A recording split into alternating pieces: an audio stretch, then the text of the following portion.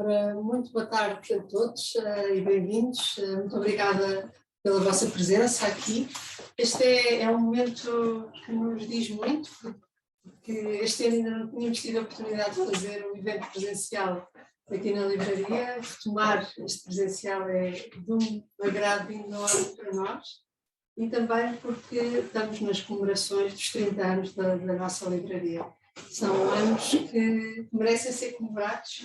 30 anos já é uma história que deixamos com uma família muito vincada de clientes, que agora já são filhos, já são netos dos primeiros clientes. Portanto, é aqui uma história que nos honra muito e que nos faz ter este momento de alegria de comemoração dos 30 anos. Para além de outras iniciativas que temos vindo a fazer, pensámos em juntar-nos às comemorações de Dante e aproveitando aqui a publicação recente da Teresa Bartolomei pela Universidade Católica Editora, com a mais recente publicação da Argumento, intitulada O Poeta no Inferno, de Dante Jurigramo, a outra viagem da poesia,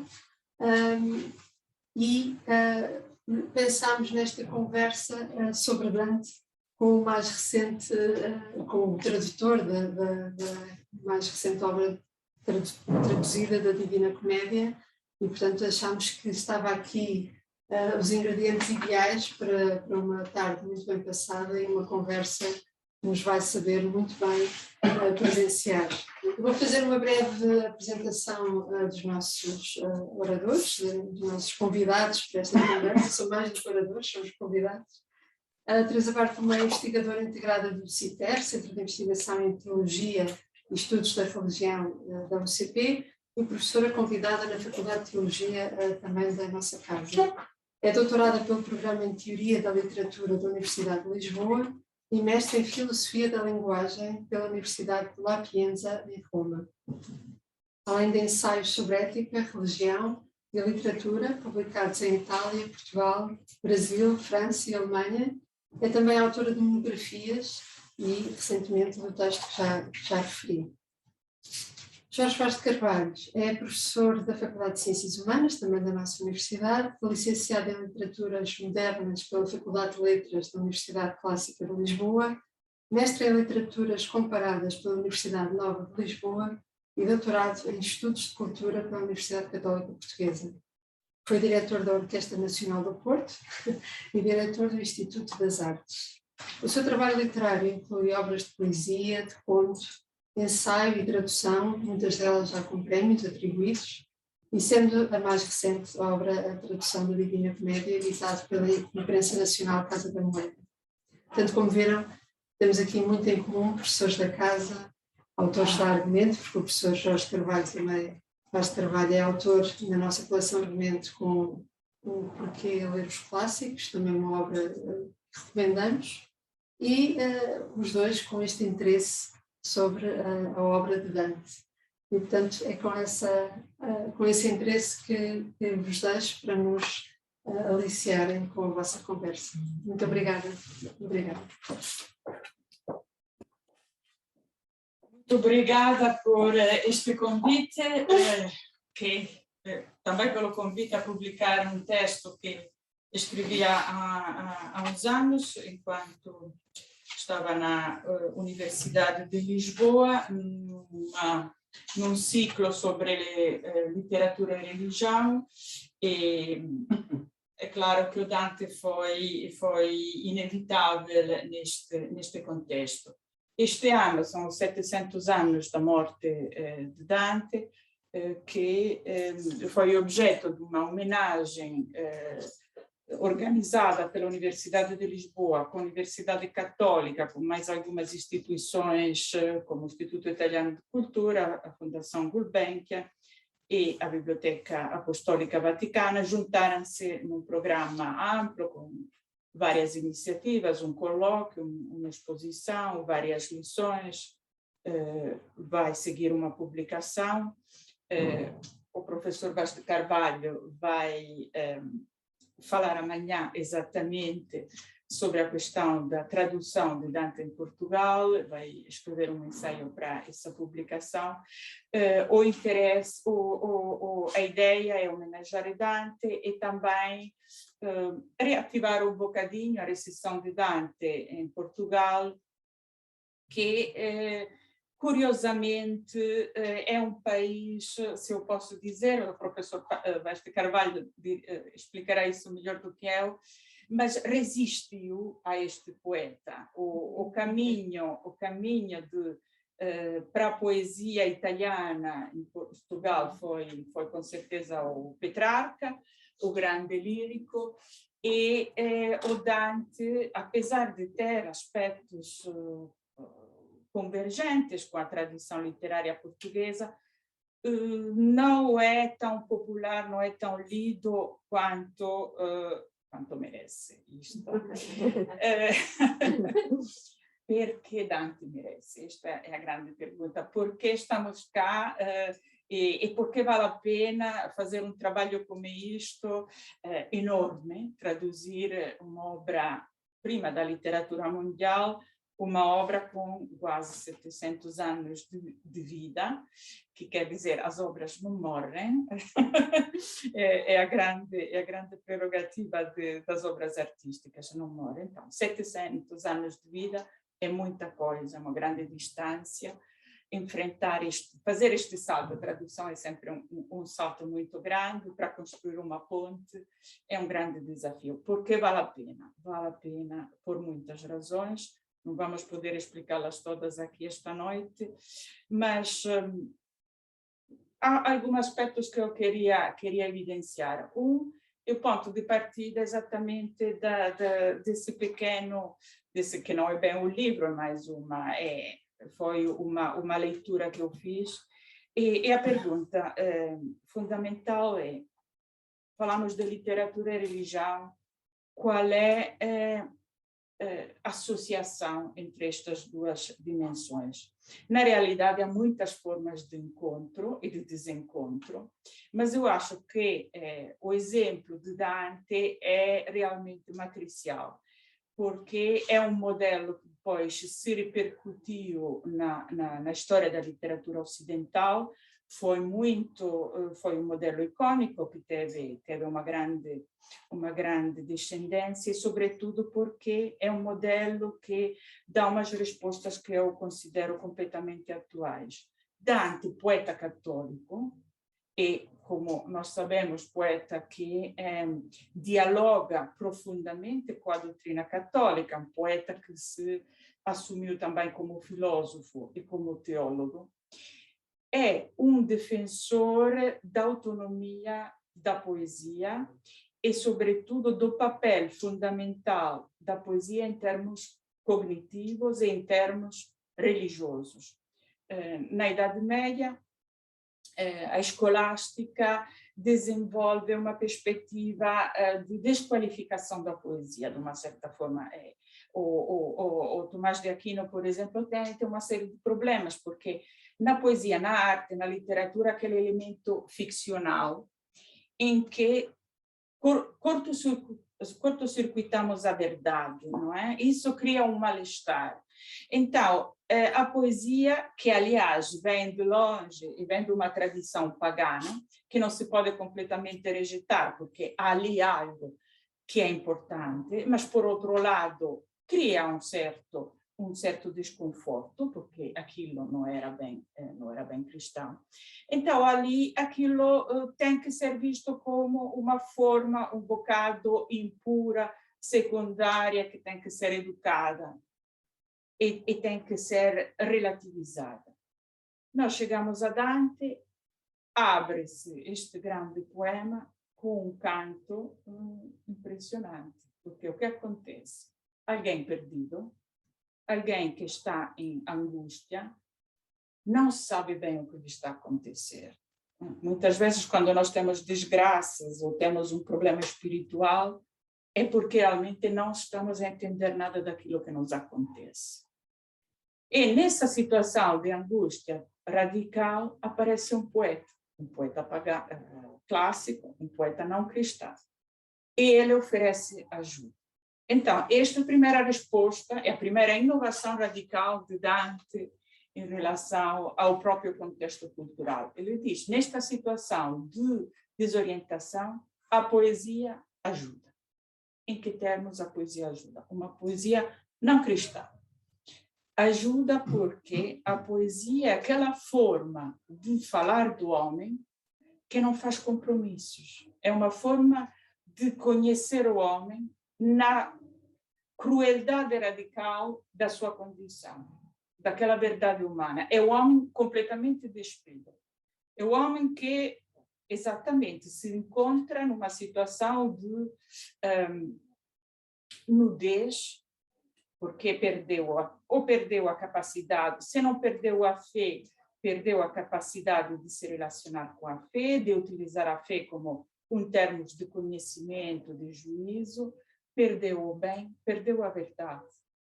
Esta é uma situação em que a poesia é capaz de dizer na sua completa força. O que faz a poesia? Então, põe o homem em frente de si mesmo. E esta é a condição radical, primária, para a mudança da própria situação. E aqui começa o itinerário cristão deste poema.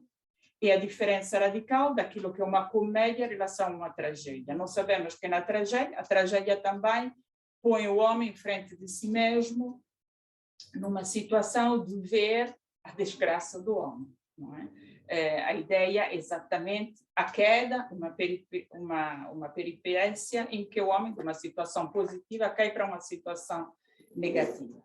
Esta é a condição humana, diz a tragédia. Não há solução. O que nós fazemos é olhar para isto e, neste olhar e reconhecer que esta é uma condição universal, nós chegamos a uma forma de catarse, de purificação, de sublimação, em que nós vemos a realidade do homem. Temos compaixão para ele e temos temor para nós.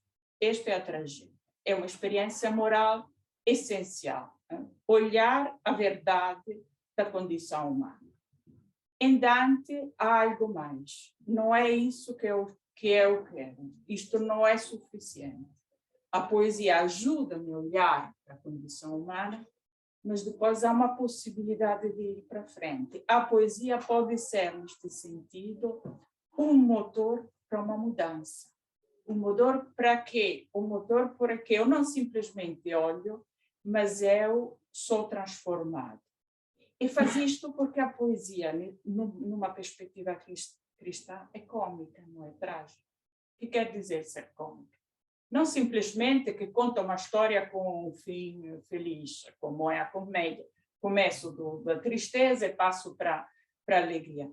Mais profundamente, a dimensão cômica da poesia, do ponto de vista cristão, é dizer, olha, não há categoria de homens, não há heróis danados, homens melhores, homens piores. Sabemos que, do ponto de vista aristotélico, a tragédia é uma forma de arte que fala dos homens médios. Já não são heróis totais, mas também não são os seres inferiores de que fala a comédia. A comédia tem um papel moral porque nos ajuda a olhar para os vícios humanos, a achá-los ridículos, a sentir-nos chamados a sermos melhores do que isso. Não, do ponto de vista cristão, eu sou chamado a reconhecer-me um ser inferior, a ver-me dentro daquele mal, parte dele, vil, o homem pequeno, mesquinho. E é só a partir disto, do facto que eu me reconheço pecador, inferior, que eu posso mudar-me, posso transformar-me. E esta aventura que é a poesia que me põe em frente desta situação e me mostra que eu sou exatamente um ser inferior, me ajuda a abrir-me a uma possibilidade, a uma esperança, que é uma esperança de um dom, de uma possibilidade de salvação. Por exemplo, na viagem que fará o Dante com o Virgílio no inferno, nós vemos que alguns dos grandes danados são heróis trágicos, como, por exemplo, o Farinata, o Ulisses ou o Ugolino, são figuras maravilhosas, são realmente heróis, que não conseguem ver a própria comicidade, não conseguem reconhecer o próprio pecado. Este é o drama, o pecado destes seres maravilhosos é ser trágicos, é considerar-se, até nesta situação, seres superiores. E isto é algo que o Dante, que no começo não percebe nada da própria situação, não sabe, encontra três feras e não sabe bem interpretar o que são. Até nós não sabemos ainda hoje interpretar o sentido destas três feras. É tão indeterminado, é tão perdido, que não tem capacidade de julgamento. No percurso que ele faz ao longo do inferno, progressivamente, ele começa a olhar para o mal como pecado, como algo que foi escolhido pelo homem, que é escolhido cada momento para nós, e que então, nesta situação até de conhecimento racional, pode ser progressivamente ultrapassado. Porque o fundamental é que a verdade do homem é o bem. Aliás, a grande definição do mal dada por Agostinho, a que evidentemente Dante se une, é que o mal é a região da dissimilitude, da não semelhança com Deus. Então, quanto mais nos aproximamos a Deus, é que nós somos mais homens, somos mais nós mesmos. É a verdade e o bem que nos torna nós mesmos. E é esse caminho que fará o Dante ao longo do inferno, do purgatório até o paraíso, conduzido, este é o segundo elemento fundamental, que no fundo do mal, o que nos salva é termos esperança. Na altura em que nós não temos mais esperança, somos perdidos. E realmente a palavra, a entrada do inferno é isso, deixais esperança. Realmente, quem entra lá porque não teve esperança. E a poesia é isto. A poesia, mesmo não tendo uma esperança cristã, mesmo não tendo uma identificação de fé, pelo esforço de formular a condição humana como sentido, organizar esta experiência de incompreensão daquilo que somos como sentido, formula uma esperança.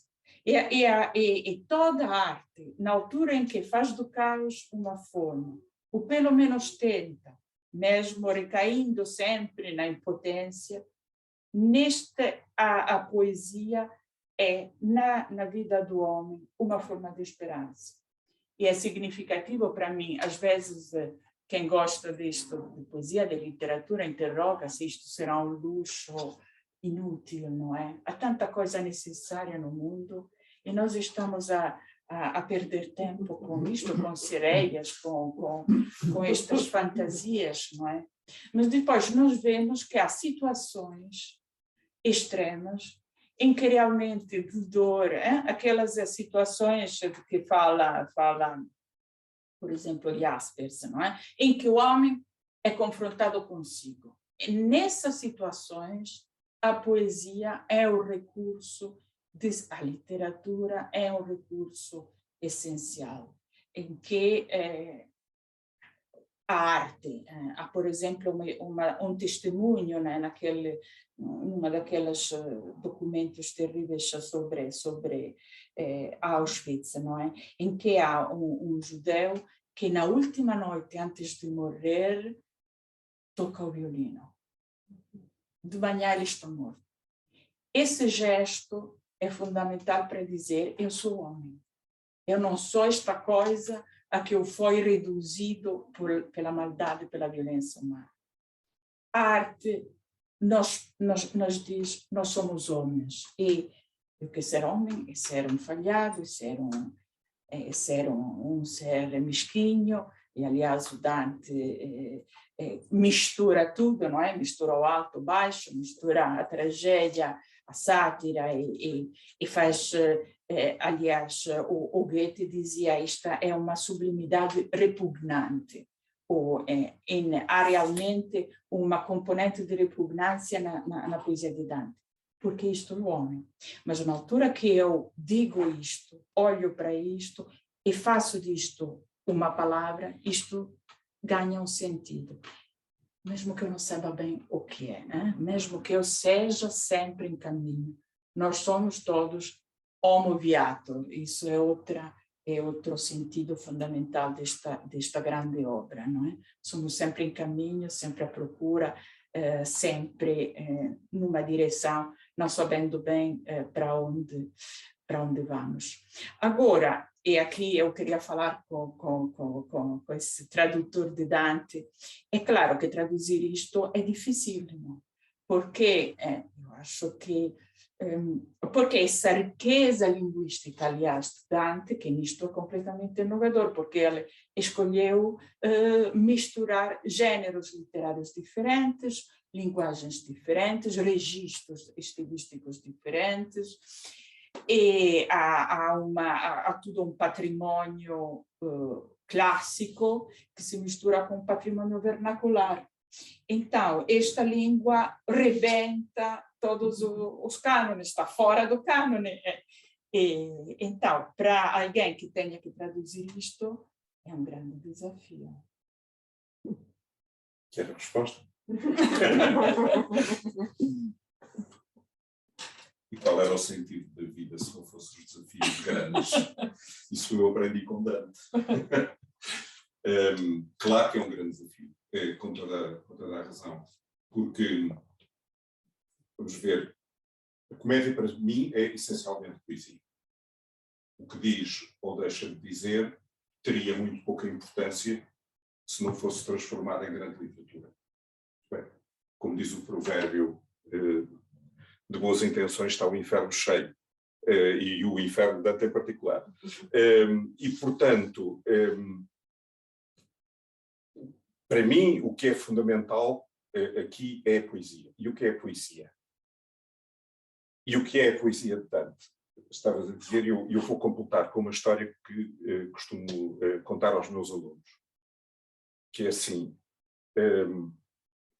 quando, inclusivamente, faço a distinção entre natureza e cultura, o que é a cultura, e os meus alunos, sobretudo de doutoramento, coitados, têm 20 e tal livros para ler sobre a cultura, e eu digo uma coisa muito simples: 20 e tal livros sobre cultura resumem-se a uma única frase: cultura é tudo o que não é natura.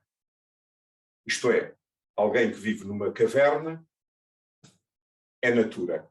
Alguém que vive no arranha-céus de Nova Iorque é cultura. Alguém que atravessa um rio a nado nu é natura. Alguém que atravessa um rio de barco ou constrói uma ponte é cultura. Tão simples como isto. E o que é a cultura? É fundamentalmente esta história que eu costumo contar aos meus alunos.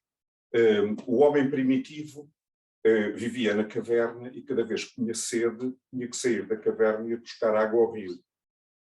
Isso expunha-o, evidentemente, a todos os predadores e mais alguns. E, portanto, não era muito conveniente ter muita sede durante o dia. E a água era fundamental para todas as atividades. Um dia ele verificou que um determinado tipo de terra podia conter água. Uma coisa a que nós agora chamamos argila. E ele pegou naquilo, pensou que se transportasse aquilo para a caverna, facilmente teria o armazenamento da água e não tinha que ir tantas vezes ao rio. Com algum desenvolvimento cerebral, ele percebeu que podia aumentar aquela argila e fazer um pote em que continha água. Mas há um momento em que ele precisou de fazer uma coisa que é a grande transformação da humanidade para mim. É o momento em que naquele pote ele faz uns desenhos. Aqueles desenhos não aumentam a capacidade do pote, não melhoram a qualidade da água, não têm outra função absolutamente nenhuma que não seja a estética. Porque o homem não seria o homem se não tivesse exatamente o apelo estético. E isso é, para mim, o que o faz fundamentalmente ser humano em relação aos outros seres da criação. E é um bocado o que faz a poesia e toda a poesia e a própria poesia do Dante. É preciso, num determinado momento, dizer o que eu estou a fazer são exatamente os desenhos nesse pote. Isto é, o fundamental deste livro não é a viagem. Toda a gente insiste sistematicamente na viagem. Claro que a viagem é um pretexto, no sentido etimológico da palavra. Um pré-texto. O que é fundamental é que essa viagem proporciona a escrita. A viagem de Dante não acaba no momento em que contempla Deus. Isso é a primeira parte da história. A história fundamental é ser capaz de pegar em toda essa experiência, que é uma experiência única, só tem um paralelo na experiência de São Paulo, como o próprio nome, como o próprio Dante diz no texto. Só São Paulo é que, no mundo cristão, desceu aos infernos.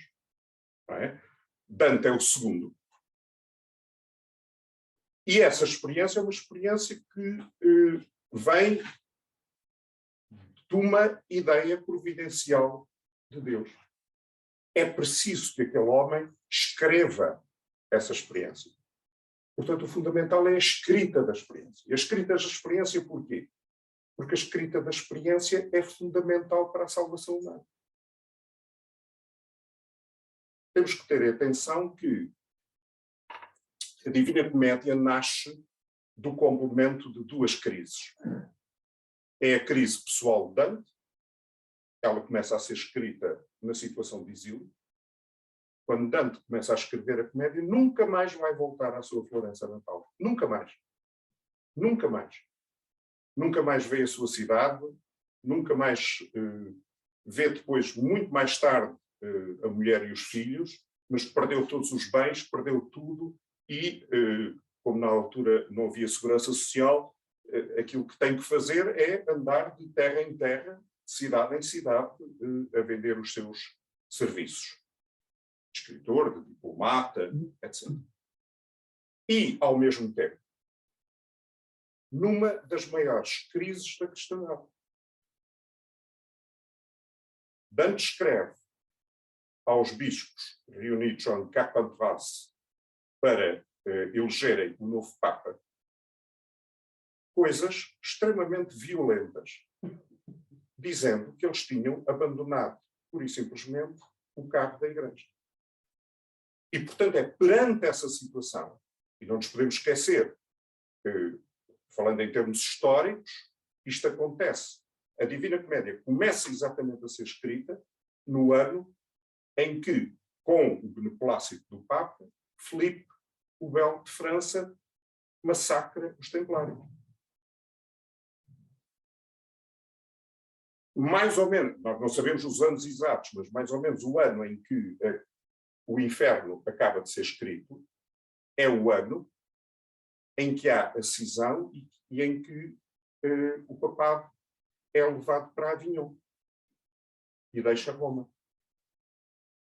Começa exatamente todo aquele processo que um século depois nós chamamos o Grande Cisma do Ocidente.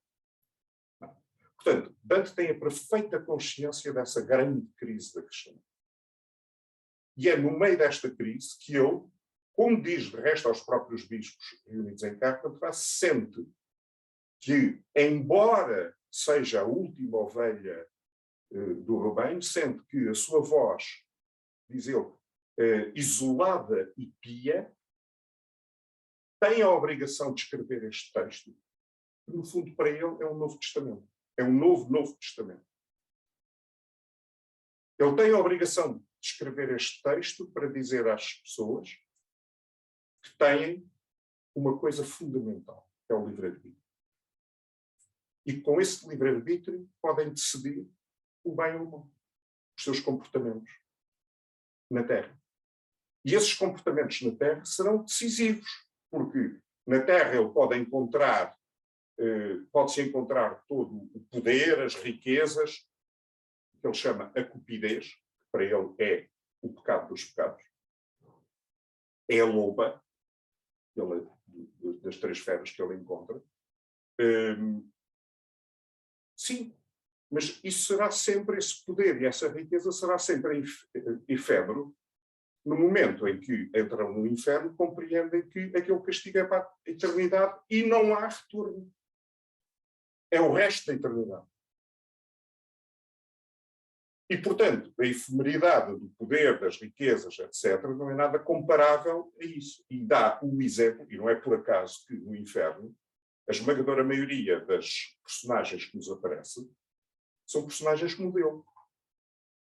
Não aparece praticamente, digamos, o sapateiro. Não, aparecem os reis, os príncipes, os senhores feudais, as pessoas de alta estirpe, ou pelo menos de determinada notoriedade, mesmo que seja literária ou coisa do género, porque são aqueles modelos que ele encontra para dizer, estão a ver, até estes estão aqui. Mas toda a gente tem um livre-arbítrio disponível para decidir voluntariamente na sua vida qual é o destino que querem dar a si próprios para a eternidade. Não é? E, portanto, como é que ele faz isso? Escrevendo. Escrevendo tem um componente fundamental que vem no seguimento que disse há bocado, que é, ele escreve o quê? Um poema que não é uma ficção. Não é um poema ficcional. É uma experiência vivida. E ele insiste várias vezes ao longo da Divina Comédia que o que está a relatar não é uma ficção. Aquela viagem às 3 condições da eternidade cristã foi uma viagem efetivamente realizada. Não me perguntem como, eu também não explico. Isso não vai até aí. Mas não é uma ficção. É uma experiência vivida da qual ele tem que dar testemunho. E o testemunho é o livro. O testemunho é a poesia. E é por isso que, vou roubar aqui o coisa por um momento, eu digo exatamente no prefácio ao texto, falando exatamente daquilo que dizia, deste texto que é escrito no meio de toda esta crise existencial, pessoal e religiosa, eu digo que o poeta se assume como mensageiro divino e a escritura da comédia, na verdade que é portadora, toma o valor apostólico de um novo Apocalipse e de um Novo Testamento. É um novo Apocalipse porque é uma revelação, não é? E é um Novo Testamento na medida em que ele poetiza uma vivência verdadeira. Para quê? Para ser um mensageiro divino. Quer dizer, a viagem de Dante é uma viagem providencial, foi planeada por Deus. Aquela viagem não acontece por acaso, acontece porque faz parte do plano divino, não é? E então a Virgem Maria manda, por intercessão de Santa Luzia, manda Beatriz, e Beatriz chama quem? Lá está, um poeta pagão.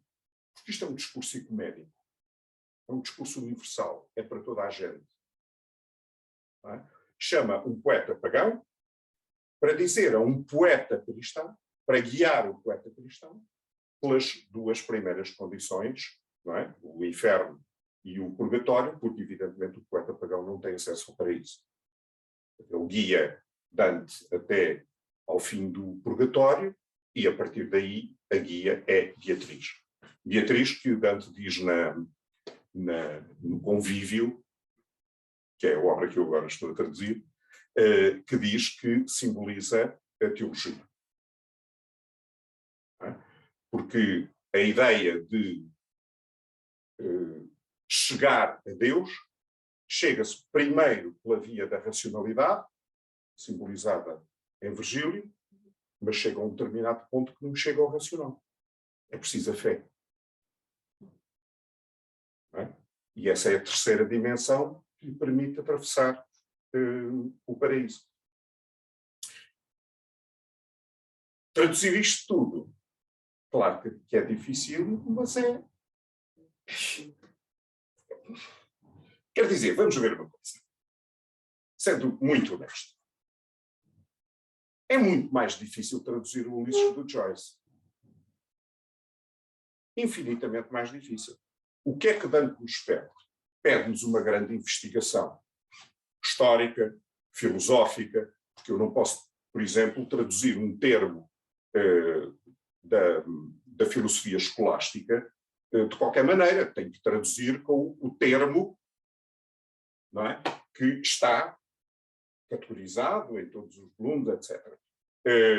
Eu não posso traduzir determinados termos, sei lá, da ciência, e ele utiliza vários, da geometria, da óptica,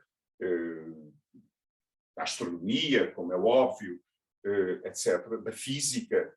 Eu não posso, evidentemente, traduzir aqueles termos, senão com os termos rigorosos que vêm, evidentemente, nos compêndios, a mesma coisa para a história, etc. Encontramos uma quantidade enorme de personagens históricas, personagens mitológicas, etc. Isso implica investigação. A grande parte do tempo que se ganha nesta tradução é fazer esse tipo de investigação. E, evidentemente, a fazer um determinado tipo de investigação filológica. Agora, eu vou dizer uma coisa que, se calhar, a maior parte das pessoas não dizem, mas o léxico de Dante é fácil. Quer dizer, há uma quantidade de palavras que são difíceis. Porquê? São difíceis porque são arcaicas. Sim, mas quer dizer, todos nós, professores de literatura, temos a obrigação de ter lido os nossos cancioneiros e os nossos textos medievais, etc. Não sei o quê. Portanto, isso para mim não é um problema, uma vez que tive anos e anos e anos mergulhado nisso. O meu primeiro mestrado tive a fazer paleografia de textos medievais, etc. Não sei, portanto, isso para mim não é um problema. Implica investigação, obviamente. Há termos que são extraordinariamente ambíguos, mas são ambíguos também para os italianos. Não são ambíguos apenas para nós. Não é? Dessa ambiguidade também não vem mal ao mundo, porque basta traduzir a palavra em si. Se a palavra é ambígua, se os símbolos não são conhecidos, isso é um problema de exegese, não é um problema de tradução. Não é? Portanto, agora, é muito curioso, porque Virgílio, no Purgatório, diz uma frase muito interessante a Dante, que é, ele pergunta, mas o que é que queres dizer? E ele diz, la mia escritura é piada. Ou seja, a minha escrita é simples, é llana. E é essa simplicidade que Dante, como ele próprio diz, foi buscar o seu estilo. Não é? Porque chama exatamente a Virgílio o meu mestre e meu autor. Ele que lhe deu o estilo a que ele recorre, portanto é a referência, não é? É o mestre. E, portanto, o que eu posso dizer é que eu acho a linguagem da Divina Comédia, obviamente, depois de estudada, trabalhada, investigada, etc., extraordinariamente simples. O que é difícil na Divina Comédia? Encontrar as justas rimas. E eu, como tradutor, não admito que uma coisa que é escrita em terza rima não seja rimada. Para mim é um contrassenso. E, portanto, nunca poria a hipótese de fazer uma tradução que não fosse em rima, obedecendo exatamente, não apenas ao esquema métrico de Dante, mas inclusivamente às próprias questões de prosódia, de ritmo, etc. Os acentos rigorosos de cada verso, etc. Isso é difícil. Isso é muito difícil. Muitíssimo difícil. Em determinados momentos as línguas, aproximam-se, mas na maioria dos momentos elas afastam-se, sobretudo no que toca à parte rimática, porque, quer dizer, os italianos não têm nenhuma palavra que acabe em consoante, nenhum plural que acabe em consoante, não é? É a língua das vogais por excelência, não é por acaso que nascem logo a cantar ópera. Pronto, porque é uma língua extraordinariamente rica nesses aspectos vocálicos. O português não é. O português é, em muitos aspectos, uma língua muito escura. Nós temos o E, mas temos o E e o U. Não é? Temos o O, mas temos o O. É uma língua difícil quando dita oralmente. Uma das coisas que eu fiz sistematicamente na minha tradução foi duas coisas. Uma, ler sempre a tradução em voz alta. Sempre. Para ter a sensação exatamente do ritmo e da musicalidade dos versos. A outra coisa que fiz foi recorrer à internet, aos grandes atores italianos que recitaram a Divina Comédia. Falo, sobretudo, ultimamente, do Roberto Benigni, não é? Mas também do Vittorio Gassman, essa gente, exatamente para me aperceber da qualidade, do ritmo, da melodia, etc., que eu acho uma coisa essencial na obra. Pronto, isso é que é a parte difícil. Compreender as personagens, as paisagens, as cidades, os elementos lexicais que definem tanto os processos históricos como mitológicos, etc., etc., etc. Isto não é difícil, é trabalhoso, é uma coisa diferente. Implica muitas horas de investigação, sem dúvida nenhuma. E muitas dessas personagens nós nem sequer chegamos a conhecer. Não conhecemos nós, mas também não conhecem já os italianos, não é? Mas pronto, isso não é a grande dificuldade. A grande dificuldade é encontrar a parte rítmica, prosódica, melódica e rimática dos versos para não trair exatamente as intenções do Dante. Bom, aquilo que está a dizer realmente lê-se também em Eliot, porque ele tem um ensaio famoso em que faz uma comparação entre Shakespeare e Dante, e diz, afinal, o Dante é easy to read, é fácil de ler, é uma linguagem compreensível. Enquanto o Shakespeare fala de uma distância e é opaco, o Dante é uma língua, ele diz, translucente, é uma língua que se percebe. Ele depois dá várias explicações, disse, e uma das razões, sem dúvida, é a proximidade ao latim como língua universal que moldou, digamos, a racionalidade ocidental. Todos vivemos, saímos deste legado, então esta proximidade ajuda. Mas outro aspecto que eu acho que é importante realçar é que ele realça é o seguinte, porque ele diz, o Dante escreve para nós vermos, escreve para criar imagens que nos ajudam a ver a realidade. E por isso ele, por exemplo, utiliza muito poucas metáforas, porque a metáfora é desdobrar a visão, desestabilizar, é dizer, olha, estás a ver isto, mas contemporaneamente tens que pensar em algo diferente e distante. Então, a metáfora desmente aquilo que estás a ver. O que ele escreve é de forma alegórica. Alegoria é confirmar aquilo que estou a ver, mas encontrar um sentido àquilo que estou a ver. Então, a preocupação fundamental de Dante é que nós vemos aquilo que ele vê. E isto é aquele realismo visual que diz o Eliot. E é extraordinário isto em Dante. Ele faz uma representação de uma viagem no além. uma viagem num mundo nunca visto por ninguém, não é? De uma certa forma.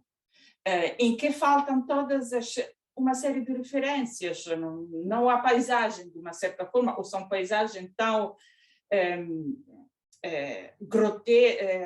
pervertidas. Eu penso, por exemplo, na Floresta dos Suicidas, que é difícil, não é, entrar naquilo. Mas nós entramos não na mente de Dante, mas no corpo de Dante, porque tudo passa, antes de mais, pela percepção daquilo que ele está a viver. Nós passamos pelo cheiro, passamos pelo ouvido, passamos pela visão, porque também outro aspecto fundamental. Nós pensamos que ver é olhar, não distante. A visão, enquanto a nossa relação, percepção da realidade é complexa. Porque vermos no ecrã é uma redução, é uma falsa visão, porque nos tira uma dimensão sensorial fundamental, que é o cheiro, é o tato, não é? Pronto, ao ouvido. Mas em Dante, o que é interessante, há sempre estes elementos em conjunto. Agora, é interessante ver que a preocupação do tradutor Jorge Vaz de Carvalho foi essencialmente uma tradução musical, um problema musical, foi uma questão musical. É dizer, então, afinal, a poesia é uma língua em música. E se eu tiro a música desta poesia, desta literatura, desta palavra, eu perco a poesia. Então, nós temos que ver, a rima não é uma espécie de mecanismo de truque puramente que nós podemos dispensar, porque afinal o sentido daquilo que é dito está aí. Não. A rima é aquilo que torna exatamente essa palavra música, e a música é algo que ativa uma nossa percepção da realidade e de nós mesmos. É isso o ponto. É isso. E se me permite, eu gostava de ler, então, para ver o efeito desta tradução. Eu gostava de ler uma... E depois aqui podemos realmente acabar, mas porque é um ponto que eu acho interessante e importante, que é isso.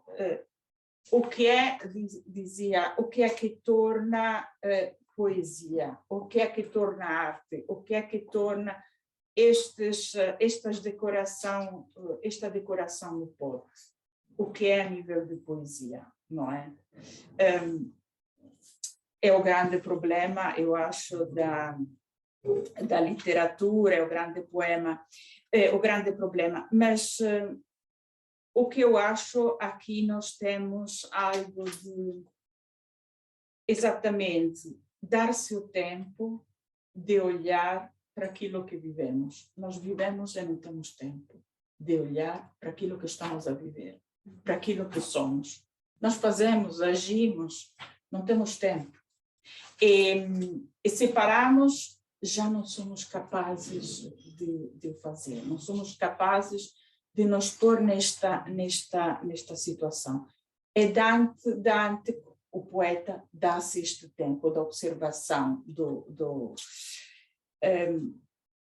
neste sentido, queria agora ler um ponto. Outro ponto. Essa alegoria que, por exemplo, é Beatriz, figura da teologia, é uma mulher. Isto é outro ponto essencial. Há muita obra alegórica na Idade Média, mas o que faz Dante é que esta alegoria se torna sempre encarnada. Aquilo que eu vejo é real, é sensório. Eu estou a sofrer isto.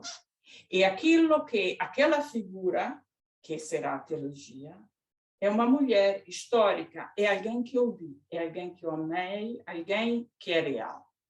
E isto dá uma densidade humana ao poema extraordinária, porque nós vivemos com Dante, a angústia do amor, ele é o rapaz, ele vê Beatriz, depois há quem diga, ele fez toda esta viagem exatamente para se reunir com Beatriz.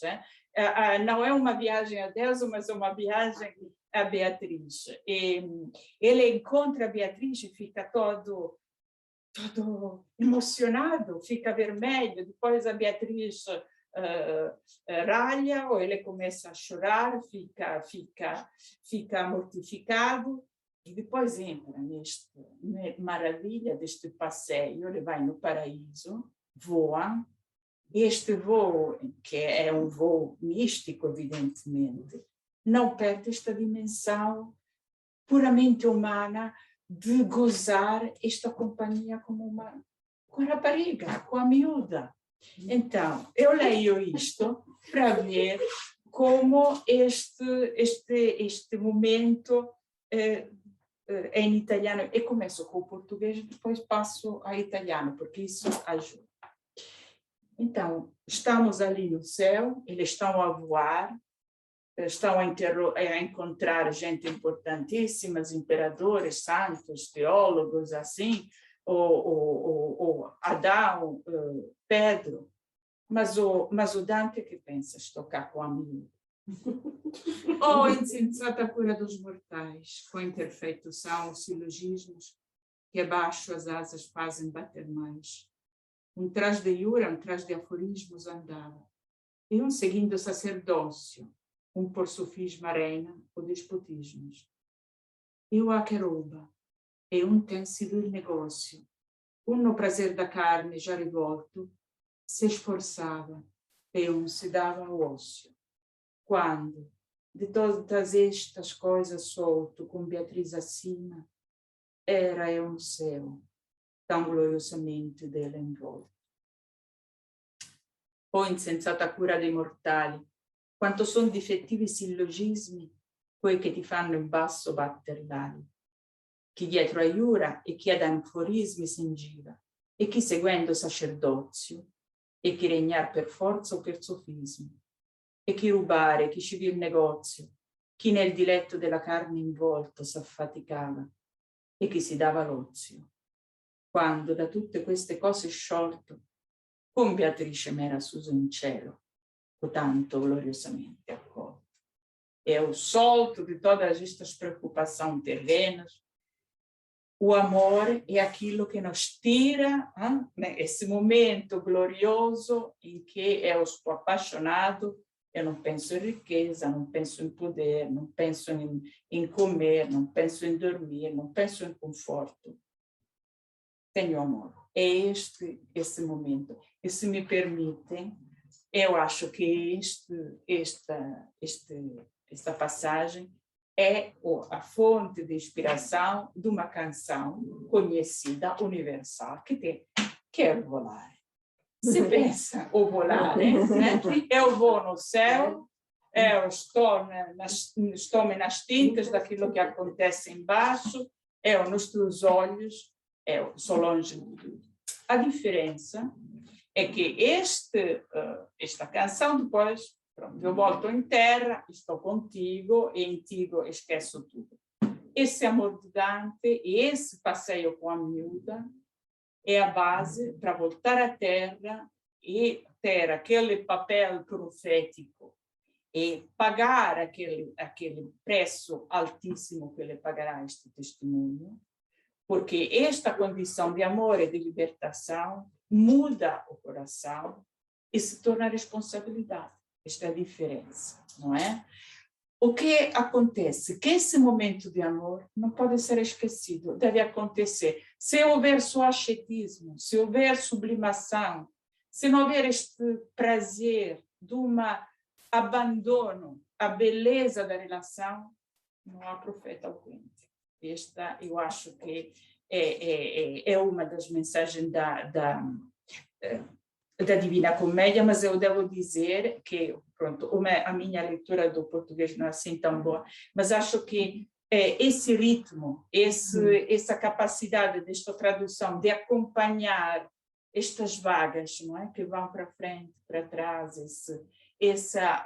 nessa tradução está muito bem encarnada, e acho parabéns ao trabalho e a essa música do poema que aqui ficou conservada. Não são só palavras, é a música da poesia que está nesta tradução.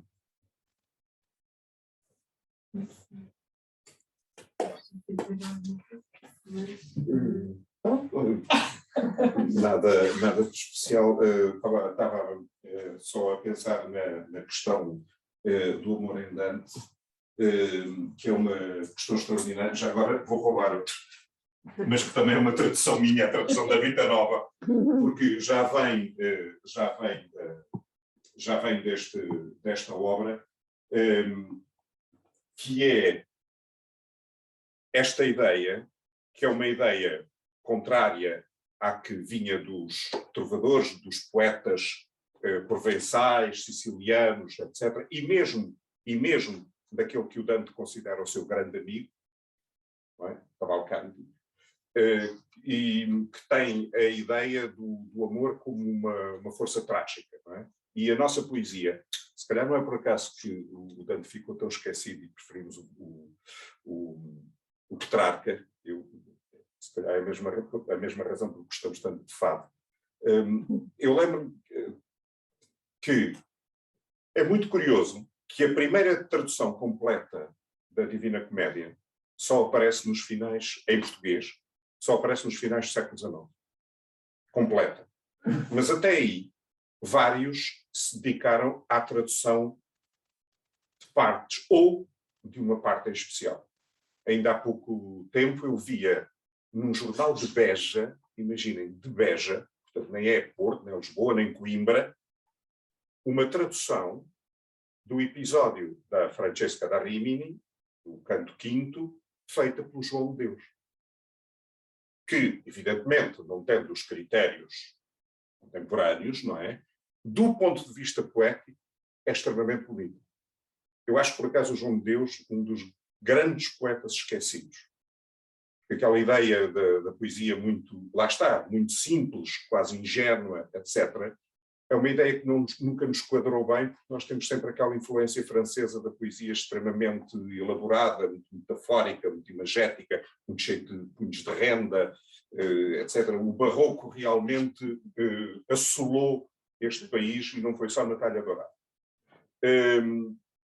Também na poesia. E o João de Deus faz exatamente a tradução de quê? Da Francesca da Rimini. Porquê? Porque é um grande texto amoroso, não é? Em que o amor aparece exatamente no sentido mais medieval, que é o sentido do amor como força que dá cabo das pessoas. É uma força realmente que destrói o ser humano. É uma força incontrastável, não é? E que leva realmente à perdição do ser humano. Ainda é assim em Camões. Ora, em Dante é exatamente o contrário. É exatamente o contrário. O amor é aquela força energética que leva o homem ao autossuperamento, à autossuperação, desculpem, isto não é, apaguem isto ao autossuperamento e ao ponto de chegar à beatitude. Porquê Beatriz? Porque o nome Beatriz significa exatamente aquela que faz alguém beato. A Beatriz é aquela energia amorosa que permite ao poeta elevar-se. E essa é a força do amor. É exatamente a força contrária à ideia medieval e até cavalcantiana. E é muito curioso que no fim da Vita Nova, já consciente disso, ele diz: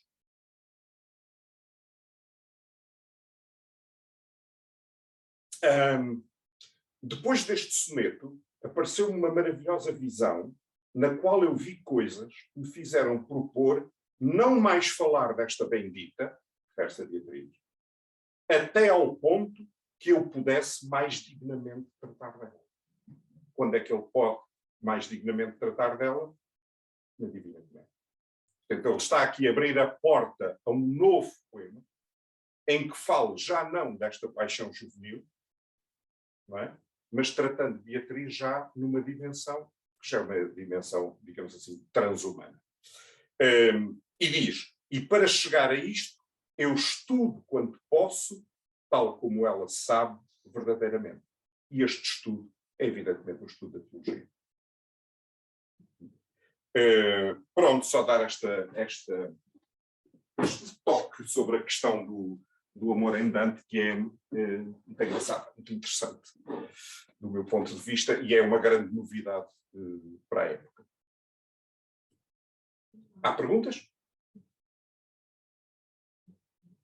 Eu estava curioso de saber do eco da lógica destes três estados na literatura portuguesa.